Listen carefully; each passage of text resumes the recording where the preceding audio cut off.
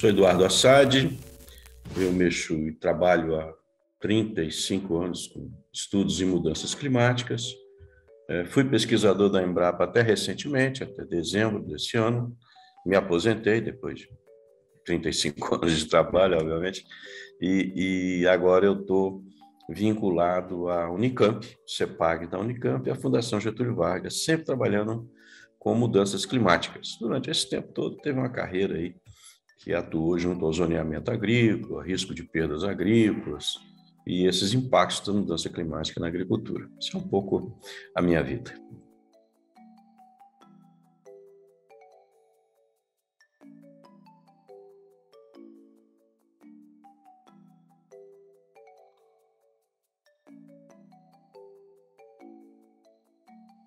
No estudo Aquecimento Global e a Nova Geografia da Produção Agrícola no Brasil, de 2008, você e a sua equipe de pesquisa projetaram perdas de mais de 7 bilhões de reais nas safras de grãos em 2020. O que aconteceu em 2020 em relação ao previsto naquele estudo, Assad? Esse foi um trabalho pioneiro porque a gente começou, então, a testar os modelos que a gente usava e verificar se as áreas de risco aumentariam ou não. E conseguimos ver que, reduzindo as áreas boas para plantio, o impacto poderia chegar a 7 bilhões de reais. E aí, Crico, o que eu posso te dizer é o seguinte, a gente errou. A gente errou porque nós falamos em 7 bilhões de reais. Quando chegou em 2020, não foram 7 bilhões, foram 7 bilhões de dólares que a gente perdeu, um valor altíssimo, muito mais forte do que o modelo estava mostrando. Então é isso, o modelo foi bom, mostrou uma tendência, mas a tendência que a gente mostrou naquela época, com o trabalho da Nova Geografia, ela foi boazinha.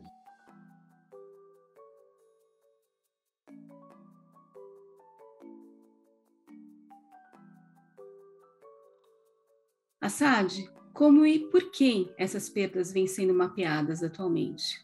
Em 2009, o ministro da Agricultura, na época era o Reinaldo Stefanes, pediu para a gente fazer um apanhado sobre isso e nós fizemos. E mostramos, olha, a coisa está feia, a gente precisa tomar algumas medidas para fazer com que, e seriam medidas principalmente de adaptação, para que isso não ocorra mais. Foi feito um relatório extenso, entregue e tal, mas nenhuma providência foi tomada. Por quê? Porque o preço das commodities estava muito alto e continuou muito alto. Então, as perdas em termos de grãos, as perdas físicas, eram muito pequenas comparadas com as perdas financeiras. Ninguém deu muita bola para isso. E foi acontecendo, foi crescendo. E hoje, quem faz esse monitoramento? São dois grupos que fazem esse monitoramento. Um são os monitoramentos voluntários, feito pelas instituições de pesquisa, e o outro é um monitoramento feito pela Conab. Mas a Conab solta uns números muito interessantes, são números oficiais, mas você chega, peraí, não é isso que está acontecendo no campo. E eu cito, por exemplo, em 2010, 2018, 2019, a gente teve 15 bilhões de perdas no Paraná, e a Conab não mostrou isso. Na safra 2019-2020, essas perdas aumentaram, os números começaram a aparecer. Os dados gerados por vocês, eles coincidem com os dados gerados pelos órgãos públicos? Os dados que o governo apresentou neste ano são muito próximos dos dados que nós encontramos no Instituto de Ciências, o INCT Mudanças Climáticas do MCTI.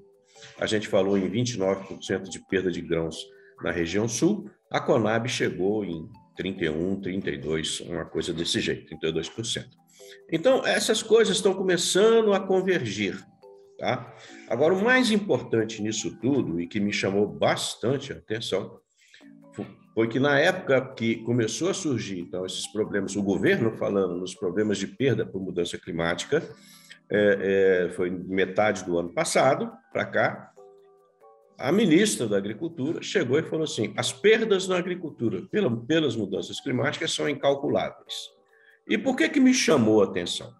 Porque nos últimos 10 anos, foi o primeiro-ministro que chegou e reconheceu que tem perda na agricultura com mudança climática. Levaram 10 anos para admitir isso, e num governo como esse que está aí.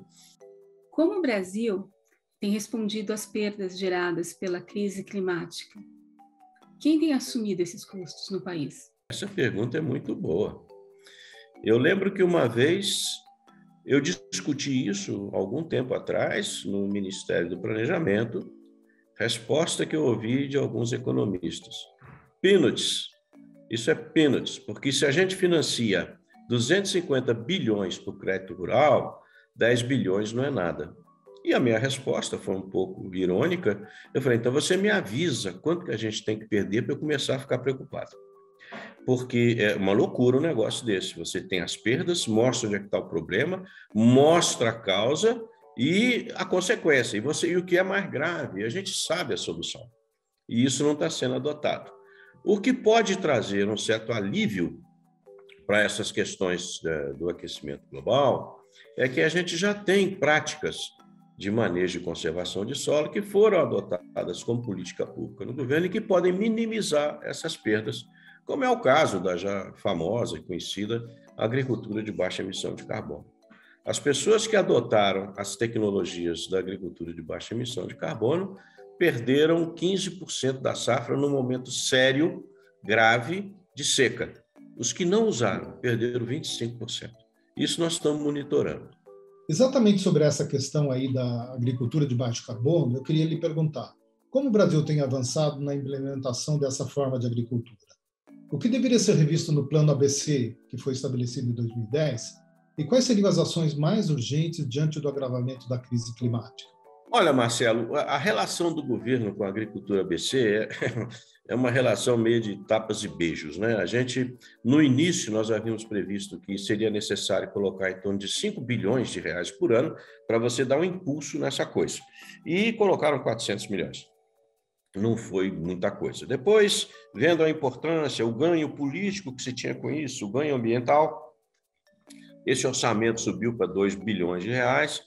E quando estava para fechar, já no final do governo Temer, início do governo Bolsonaro, existia uma pressão enorme para fechar esse negócio. E aí o terceiro escalão do Ministério entendeu que aquilo era bom. Olha, esse negócio é muito bom e o Brasil, a pressão ambiental em cima do Brasil era muito grande, e a gente mostrando insistentemente que um dos grandes feitos da mitigação seria via redução de emissão com a agricultura de baixo carbono. E aí o pessoal começou a mexer, dobrou o orçamento, foi para 5 bilhões. Eu não fico muito feliz com isso, porque 5 bilhões para o ABC é 2% do crédito rural, isso não é nada, é muito pouco. Isso aí sim, isso aí são peanuts. Tem que aumentar isso, e começou uma revisão ampla do plano. E essa revisão começou a ser feita, foi feita, e saiu então a agricultura, o ABC+. Nesse ABC+, algumas teses que a gente defendia passaram. Por exemplo, a gente não tem que olhar a parcela, o pasto está reduzindo ou está emitindo, ou então a soja está reduzindo ou emitindo. Nós temos que olhar a paisagem, nós temos que olhar a unidade produtiva, que é a fazenda, porque aí engloba o crédito rural, engloba as regenerações que têm que ser feitas nas áreas de preservação permanente, o uso correto das reservas ambientais.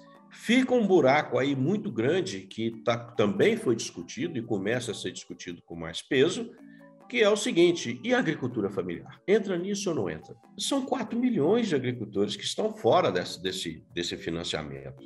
Nós não podemos deixar isso acontecer.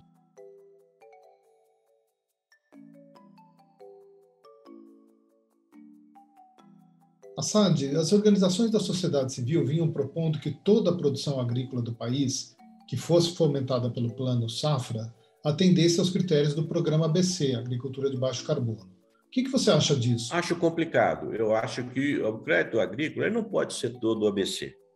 Porque você tem ali outros planos que precisam ser revisados, obviamente, que é, por exemplo, o Moder Safra, né? Você vai ter que ter equipamentos, vai ter que ter tratores, não necessariamente o que eles estão financiando, mas tratores para a agricultura familiar, tratores adaptados para o médio agricultor. O que precisa ser discutido no Plano Safra, com todos os setores, é essa ideia de modernização. O que nós estamos vendo na agricultura, principalmente essa de commodities, é um peso enorme de modernização.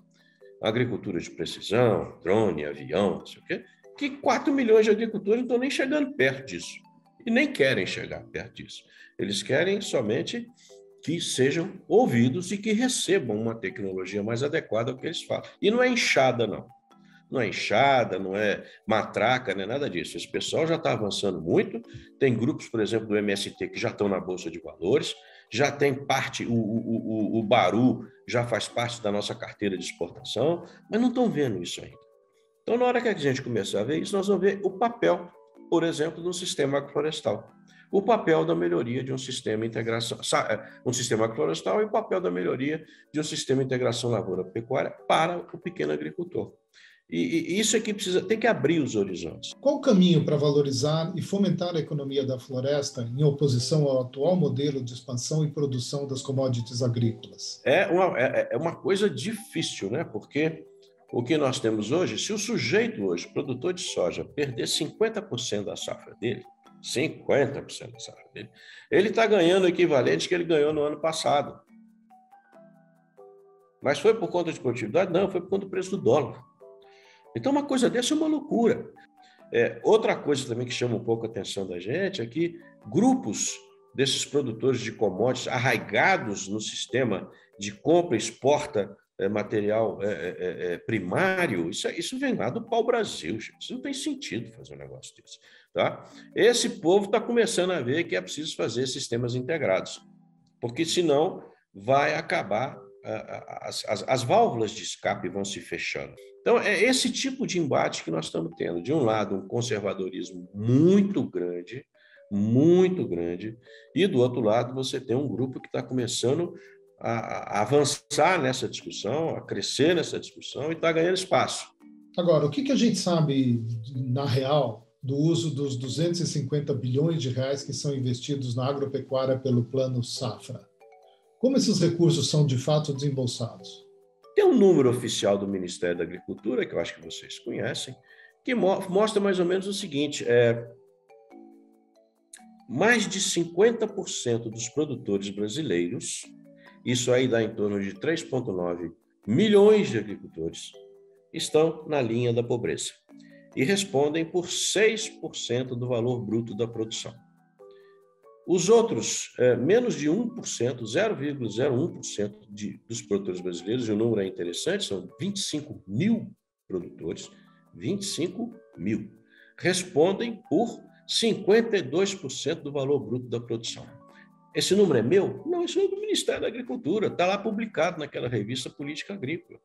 E ninguém olha aquilo direito. Gente, enquanto que um recebe 250 bilhões por crédito, os outros que estão na linha da pobreza recebem 30 bilhões por crédito. Tem alguma coisa errada aí, né? Assad, o que nos falta para investir substancialmente no uso e na recuperação de milhões de hectares de pastagens degradadas no país? E qual que seria o ganho climático disso? A ideia, nós estamos falando aí em 60 milhões de hectares de pastos degradados. Imagine você, e aí é uma política, já vou chegar nisso lá, se a gente estabelece nessa política que nós vamos adotar a recuperação de 60 milhões de hectares. Não é a recuperação, é a conversão desses 60 milhões de pastos degradados, que tem uma produtividade muito baixa, e nós vamos incentivar esse pessoal a fazer a integração lavoura-pecuária. O que acontece? Isso é uma caneta. Você não precisa... É uma discussão de mercado e é uma canetada. Você não tem que mudar a estrutura da indústria, você não tem que mudar a estrutura de nada. Em um ano, você já começa a ter retorno. Você pega 1 hectare de pasto ruim, no ano seguinte, você já vai ter pasto e que seja soja, vai ser soja, milho, pasto, e aí você começa, ao invés de ter 3 toneladas de soja, você vai ter 3 de soja mais 8 de milho, e você vai ter um acréscimo de 7 arrobas de boi por hectare, ano. A recuperação desses 60 milhões de hectares, com esse objetivo de abastecimento, ele já teria, com esse objetivo de produção, ele já teria um impacto muito grande na remoção de gás de efeito estufa. Isso é uma coisa. Está onde? Grande parte no Cerrado. 10 milhões desses hectares estão na Amazônia. Ora, o que fazer? Num primeiro momento, o discurso mais ambientalista fala assim, não, deixa lá, deixa crescer, porque nós vamos sequestrar carbono e isso vai vir com uma força muito grande de equilíbrio na região. E um outro grupo fala, não, peraí, eu tenho um monte de agricultor familiar na Amazônia que não tem como produzir, então vamos tentar fazer com que eles produzam naquela região mais sistemas agroflorestais.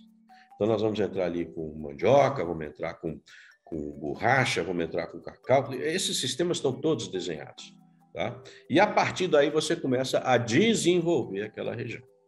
Acontece que o olho grande do agronegócio é enorme, são 17 milhões de hectares. Peraí, como é que é isso? Eu vou entrar lá, já foi desmatado, não tem impedimento legal e ainda vou receber por fazer uma agricultura limpa. Olha o raciocínio dos caras. Eu vou fazer integração lavoura-pecuária e vou vender carbono. Olha que loucura, é um negócio meio doido, né? Eles desmataram, eles abandonaram e agora eles voltam para poder recuperar.